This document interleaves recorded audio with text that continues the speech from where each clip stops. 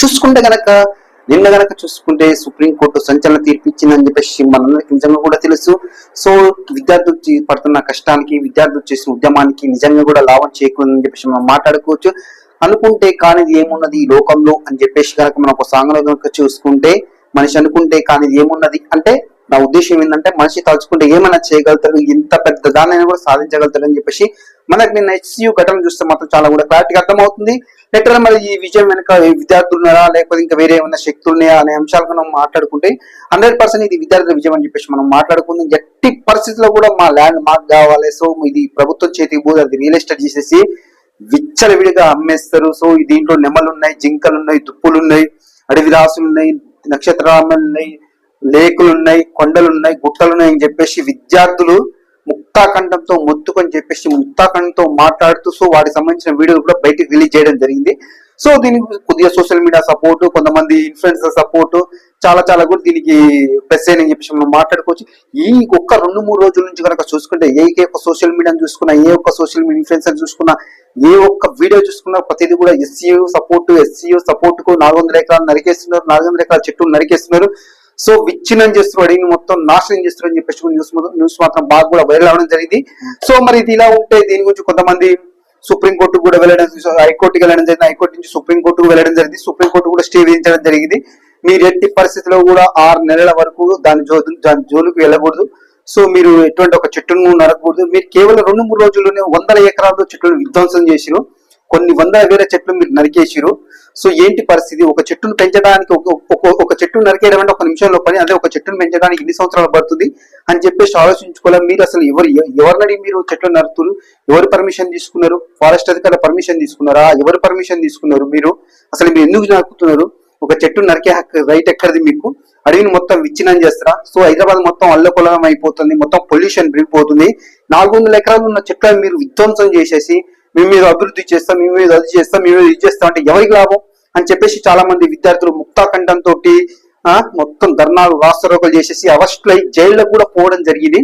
So ఇది మాత్రం మామూలు. ఇప్పుడు ఒక్కొక్కరు రావాలంటే కూడా ఇలాంటి విధ్వంసాలు జరగాలని చెప్పేసి మనం గత తెలంగాణ మూవ్మెంట్ నుంచి మొదలుకొని ఇంతకుముందు కూడా చాలా ఉద్యమాలు కూడా మనం చూడడం జరిగింది. సో ఇప్పుడు కనుక చూసుకుంటే తెలంగాణ ఉద్యమంలో కూడా విద్యార్థులు కీలక పాత్ర వహించారు. సో చాలా ఉద్యమాలు కూడా విద్యార్థులు కీలక పాత్ర వహించారు. సో విద్యార్థిని ఎప్పుడు కూడా చిన్నగా అంచనా వేయకూడదని చెప్పేసి మనం మాట్లాడుకుందాం. ఈవెన్ ఇప్పుడు ఈ SCU విషయంలో కూడా ఇదే జరిగిందని చెప్పేసి మాట్లాడుకుందాం. సో దీన్ని కూడా కొంతమంది ప్రతిపక్షాలు కూడా సపోర్ట్ చేసిందని చెప్పేసి మనం చేస్తుంది. ఇప్పుడు BRS కావచ్చు, BJP కావచ్చు, వీళ్ళు కొంతమంది విద్యార్థులకు సపోర్ట్ గా నిలిచారని చెప్పేసి మనకు వస్తున్న వార్త. అంటే నాకు తెలిసి BRS మాత్రం డైరెక్ట్ మాత్రం ఎక్కడ కూడా సపోర్ట్ చేసిన దాఖలా లేదు. BJP వాళ్ళు తెలంగాణలో మాత్రం కొంతమంది రిలీజ్ చేయడం జరిగింది. సో వాట్ ఎవర్ రీజన్ ఏదైనా కావచ్చు, 100% మాత్రం ఈ విషయం మాత్రం స్టూడెంట్స్ మాత్రం ఒప్పుకోవచ్చు అని చెప్పుకోవచ్చు. మన గురిజాడ అప్పారావు అంటాడు, పోరాడదా పోయేది ఏం లేదు, బానిస సంఖ్యలు తప్ప అని చెప్పేసి చెప్పిన దాన్ని కూడా మనకు ఈ విషయంలో బాగా కూడా అర్థమవుతుంది. ఎందుకంటే మనిషి తలుచుకుంటే ఏమైనా చేయగలడని చెప్పేసి ఈ విషయంలో కూడా మనకు ప్రూవ్ అవ్వడం జరిగింది. సో ఏదేమైనా కూడా విద్యార్థులు మాత్రం విజయం సాధించారని చెప్పేసి మనం మాట్లాడుకోవచ్చు. విద్యార్థులు సెలబ్రేషన్స్ ఎలా ఉన్నాయి మీరు ఒకసారి చూసే ప్రయత్నం చేయండి, మీకు చూపిస్తాను నేను.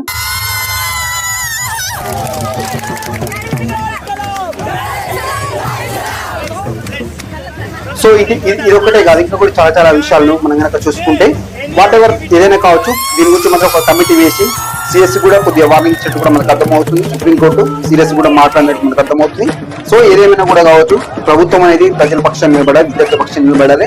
విద్యార్థులు కూడా ఏం అనగట్లేదు, వాళ్ళ ఆస్తి ఏమంటే వాళ్ళకు సొంతంగా ల్యాండ్ రిజిస్ట్రేషన్ చేయమని అడగట్లే కదా. సో అక్కడ ఎన్నో వన్యప్రాణులు ఉన్నాయి, వాటిని హింసించకూడదు, వాటిని చంపకూడదు అని చెప్పేసి కూడా చాలా మంది చెప్పడం జరుగుతుంది. సో దానికోసం మా పోరాటం అని చెప్పేసి కూడా చాలా మంది మాట్లాడడం జరుగుతుంది. చూసుకున్నా కనుక ఒక వీడియో కనుక చూసుకుంటే ఇక్కడ చూడొచ్చు మీరు, గుంట అదే మన దుప్పి కూడా వచ్చి రావడం జరిగింది. సో ఇక్కడ ఏం జరుగుతుందంటే దుప్పి కూడా అక్కడ చెట్లను కొట్టేస్తుంటే అక్కడి నుంచి అడవి నుంచి బయటకు వచ్చేసి దుప్పి కూడా వచ్చేది కూడా మనకు అర్థమవుతుంది చూసుకుంటే కనుక. సో ఇదనంటే విషయం, అడుగులు నరికేస్తే. సో మీరు అనొచ్చు అప్పట్లో మరి అప్పుడు BRS గవర్నమెంట్ లో చేసారు, అప్పుడు వాళ్ళు చేసారు, ఇది చేసారు, మరి ఇప్పుడు మేము చేస్తే తప్పింది అని చెప్పేసి కూడా చాలా మంది మాట్లాడుతుంది.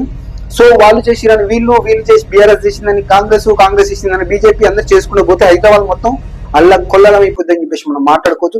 ఎందుకంటే ఆక్సిజన్ కొరత ఏర్పడితే మాత్రం రేపు పొద్దున అమెజాన్, ఫ్లిప్కార్ట్ కూడా మన ఆక్సిజన్ బుక్ చేసుకుని బతకాల్సిన పరిస్థితి ఏర్పడుతుంది.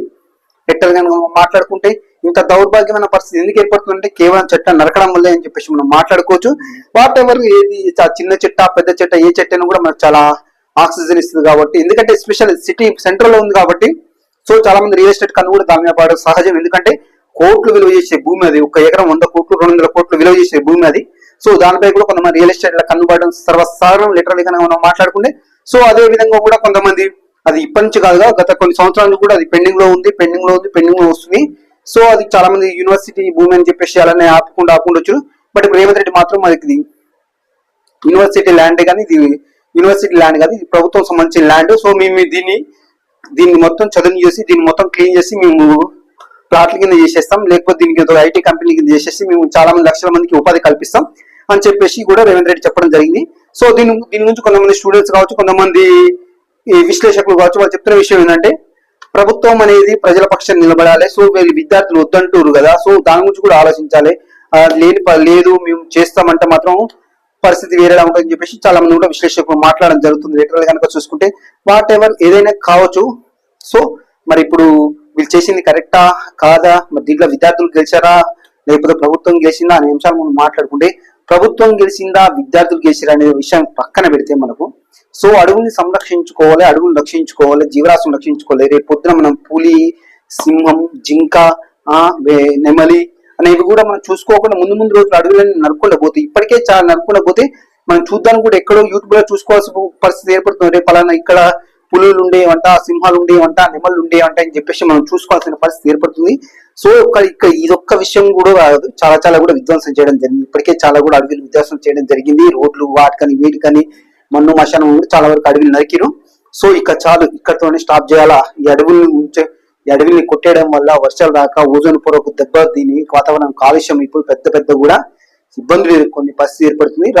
రాబోయే రోజుల్లో మాత్రం చాలా కూడా ఇబ్బందులు ఎదుర్కోవాల్సిన పరిస్థితి ఏర్పడుతుంది. లిటరల్ కనుక చూసుకుంటే వాట్ ఎవర్ నాకు తెలిసినంత వరకు అయితే 100% చెప్పిన విషయం ఏంటంటే, సో సుప్రీంకోర్టు స్పష్టంగా చెప్పిన విషయం ఏంటంటే ఇది ప్రభుత్వంగా లేకపోతే యూనివర్సిటీల విషయం పక్కన పెడితే మీరు అసలు చెట్లను ఎందుకు కొడుతున్నారు, చెట్లను ఎందుకు నరుకుతున్నారు అని చెప్పేసి కూడా చాలా కూడా స్ట్రాంగ్ కూడా చెప్పడం జరిగింది. లిటరల్ కనుక చూసుకుంటే మరి దీని గురించి స్పందించిన కొంత గవర్నమెంట్ ప్రభుత్వం తరపు లాయర్ చెప్తున్న విషయం ఏంటంటే ఇది 100% ఎస్యూది కాదు, గవర్నమెంట్ ల్యాండ్ అని చెప్పేసి మాట్లాడడం జరుగుతుంది.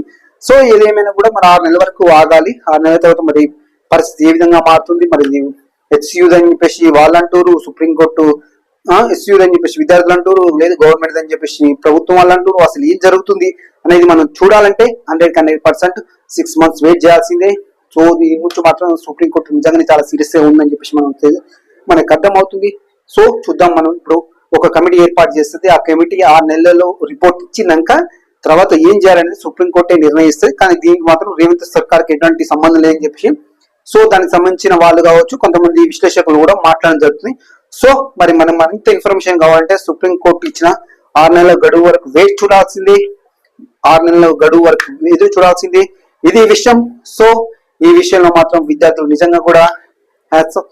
Okay, thank you.